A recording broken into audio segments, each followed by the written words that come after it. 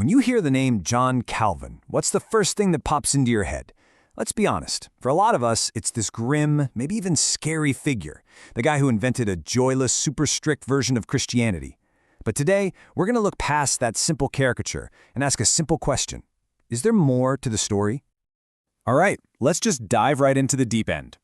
The most famous image of Calvin, the one that's really stuck for centuries, is the Tyrant of Geneva. It's this powerful label that paints him as a cold-hearted dictator. But was he really? I mean, listen to this description. It's brutal. It perfectly sums up that caricature we're talking about, a repressive, miserable despot who loved thinking about hell. So that's the one-dimensional figure we're here to investigate. Let's see if there's any truth behind this powerful legend. So our first stop on this journey is just to get a handle on this powerful caricature. It's not just a vague idea, it's a very specific and overwhelmingly negative historical reputation.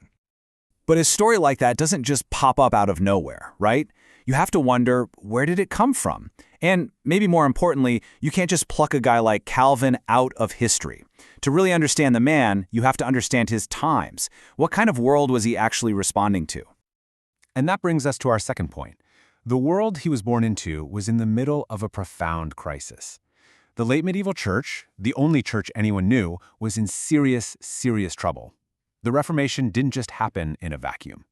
And this wasn't some sudden emergency. As you can see from this timeline, for more than 100 years before Martin Luther ever showed up, the church was already, as one historian put it, coming apart at the seams.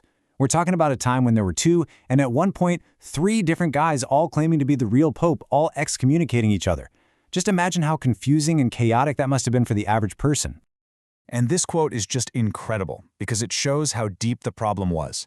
Now, this isn't some Protestant critic talking. This is from a future pope, Pope Benedict XVI.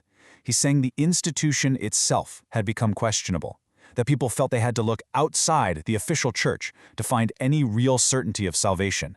That's a massive crisis of faith. And for the regular person in the pew, well, religious life was at a real low point. You had priests who barely knew the Bible. The main church service was in Latin, a language almost no one understood, and you rarely ever heard a sermon. The church had become this big spectacle you just watched from a distance, not really a faith you lived every day. This is the stage the reformers walked onto. Okay, so that's the world. Now let's zoom in on the man himself. Because when we finally meet John Calvin, we don't find some power-hungry zealot. We find someone, well, completely different.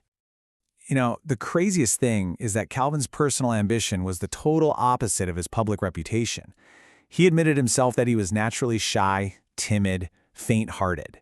All he really wanted was to be left alone in a quiet library so he could read and write. He was an academic at heart, not an activist. You don't have to take my word for it. After he was kicked out of Geneva the first time, people begged him to come back. And his response? He said he would rather die 100 times than go back to that cross. I mean, does that sound like a man who is desperate to rule the city? So why on earth did he go back? Well, because his friends put this immense spiritual pressure on him. They basically told him that refusing to go back to Geneva was like being the prophet Jonah running away from God's call. So he returned, not because he was ambitious, but because he felt like he had no other choice. And this all gets captured in his personal motto, which is symbolized in his crest. You see a hand holding out a heart. The idea was that once he remembered his life wasn't his own, he felt he had to offer up his own heart, all his desires, his dreams of a quiet life, as a sacrifice to God. This right here is the real key to what motivated him. Now that internal motivation shaped his entire worldview, and to really get a grip on Calvin's actions in Geneva, you have to understand this one central idea that drove absolutely everything he did. The word he used for it was pietas, or piety. But, and this is a huge but, it meant something totally different to him than what we usually mean today. For Calvin, piety was about living your entire life, public and private, work and family, coram Deo, that is, before the face of God. Doctrine and life were inseparable. They were all one piece. This chart really helps spell out the difference. Our modern idea of spirituality is often something very private, very personal, based on our own feelings, and kind of separate from the rest of our lives. Calvin's view of piety was the complete opposite.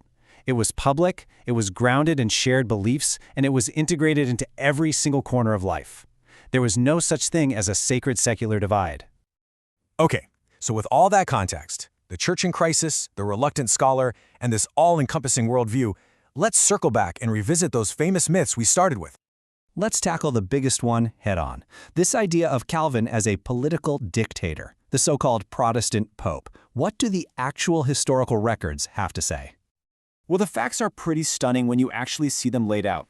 Far from being rulers, ministers in Geneva were basically employees of the state. They could be fired by the city council. They were legally forbidden from serving on any governing body. And get this, Calvin wasn't even a citizen of Geneva for most of the time he lived there. And when he was asked to help reform the laws, he actually made the punishments less severe. Okay, but what about Michael Servetus? This is the single most damning event tied to Calvin's name, the execution of a man for heresy. Now, there's no way to excuse it, but the story is way more complicated than just Calvin burned a heretic. So, let's look closer. First, Servetus was already a condemned man who was on the run from the Catholic Inquisition. When he was caught in Geneva and asked if he'd rather stay there or be sent back, he begged to stay. Crucially, the final death sentence was handed down by the city's political council, not by Calvin. In fact, Calvin argued against burning at the stake and pleaded for a quicker, more humane execution by the sword, but the council overruled him. And what about that church council, the consistory? Was it just a tool of oppression? Well, here's an amazing little detail. A man who was disciplined by the council for beating his wife bitterly complained that it was a paradise of women because it consistently sided with the vulnerable. It defended wives, orphans, and refugees. And finally, what about this idea that Geneva was some joyless city where fun was outlawed? The evidence just doesn't back that up. Calvin himself went to the theater. His closest associate actually wrote the very first play in the French language. By all accounts, Calvin had a very good wine cellar, and he even said, quote, "God does not forbid us to laugh." This is hardly the killjoy from the legends. So when you put all the pieces together, you get a picture that is so much more complicated, so much more, well, human than the simple caricature we started with. And it leaves us with one final thought. If the popular story about a figure as foundational as John Calvin can be this misleading, who else in history might we have completely wrong?